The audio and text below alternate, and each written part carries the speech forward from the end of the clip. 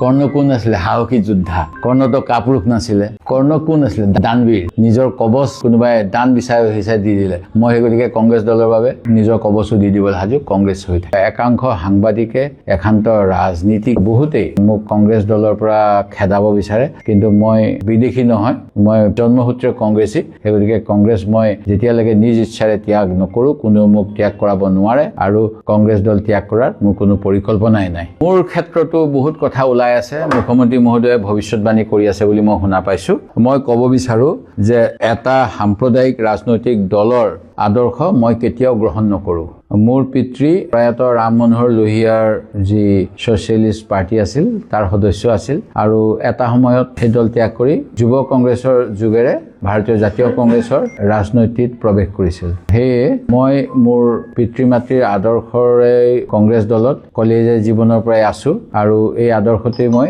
অবিচল হৈ থাকিম যোৱা বহু সময় ধৰি এনে ধৰণেৰে মই দল ত্যাগৰ কথা বিভিন্নজনে বিভিন্ন মাধ্যমত প্ৰচাৰ কৰি আছে যিটো অতি দুৰ্ভাগ্যজনক মই এনেকুৱা কথা কেতিয়াও ভবা নাই ই মোৰ দলৰ কৰ্মীসকলক আৰু আমাক হতাশ কৰিবলৈ এটা অপচেষ্টা মই বিজেপিৰ দৰে সাম্প্ৰদায়িক দল যিটোৱে সংবিধানখনকে সংশোধন কৰিব বিচাৰে নিজৰ স্বাৰ্থ সিদ্ধিৰ বাবে এনে দলৰ প্ৰতি কেতিয়াও সমৰ্থন আগ নবঢ়াওঁ কৰ্ণ কোন আছিলে দানবীৰ কৰ্ণ কোন আছিলে সাহসী যোদ্ধা কৰ্ণতো কাপুৰুষ নাছিলে নিজৰ কবচ কোনোবাই দান বিচাৰি হিচাই দি দিলে মই গতিকে কংগ্ৰেছ দলৰ বাবে নিজৰ কবচো দি দিবলৈ হাজু কংগ্ৰেছ হৈ থাকে